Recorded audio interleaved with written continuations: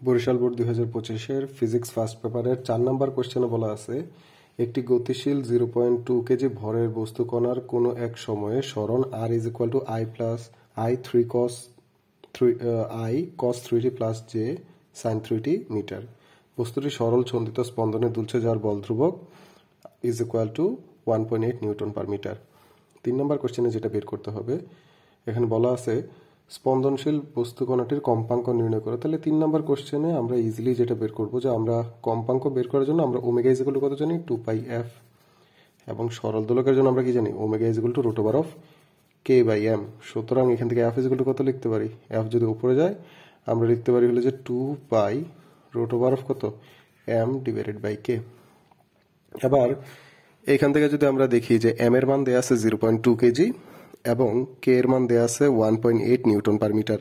এই মানগুলো যদি আমরা এখানে বসাই দিই তাহলে আমরা কি পেয়ে যাব, আমরা হলো যে কম্পাঙ্ক f এর মান পেয়ে যাব। ঠিক আছে। 4 নাম্বার কোশ্চেনে বলা আছে যে উদ্দীপকে উল্লেখিত সরল বস্তুটির সরল দোলকটির গতিশক্তি বিভবশক্তি সমান হবে কিনা। তাহলে 4 নাম্বার কোশ্চেন একটু কঠিন হবে কি যে আমাদের গতিশক্তি বিভবশক্তি বলছে। তাহলে সবার আগে আমরা যদি গতিশক্তি দেখি ই কে ইজ ইকুয়াল টু আমরা জানি হাফ এম বি স্কোয়ার।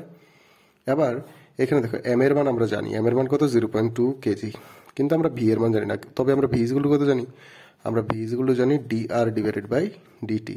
তার মানে আমাদের যে এখানে R is equal to I cos 3t plus J sine 3t দেয়া আছে, এটাকে মূলত আমরা কি করব, টাইমের সাপেক্ষে একবার ডেরিভেটিভ করব। ডেরিভেটিভ করলে কি পাবো দেখো, এই যে কস 3t এটাকে কস থেকে যদি আমরা ডিফারেন্সিয়েশন করি তাহলে আমরা পাই মাইনাস সাইন থিটা, তাহলে লিখতে পারি minus sine 3t divided by কত, আমরা 3 দিয়ে ভাগ করব।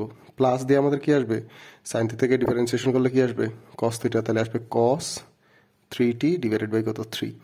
তাহলে এই যে মানটা আসছে এটার সাথে জাস্ট একবার কি এখানে হয়ে যাবে আই আর এই পাশে হয়ে যাবে জে।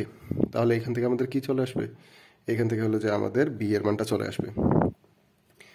একটু যদি আমি দেখাই ভি এর মানটা কত আসছে আমাদের জন্য, তাহলে এখানে হলো যে ভি এর মান আসতেছে যে V is equal to minus sine 3t divided by 3i plus cos 3t divided by 3 into J.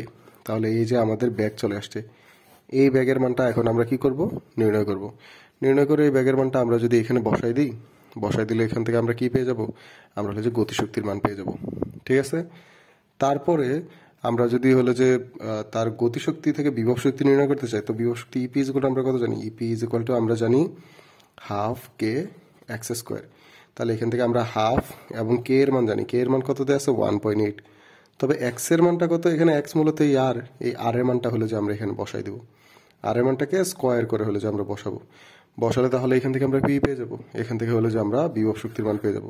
এই গতিশক্তি আর বিভব শক্তি দুইটাকে বসানোর পর আমরা দেখবো যে আমাদের গতিশক্তি আর বিভব শক্তি কি আসে কিনা, সেম আসে কিনা। যদি সমান আসে তাহলে আমরা বলবো সমান হবে, না হয় কি সমান হবে না।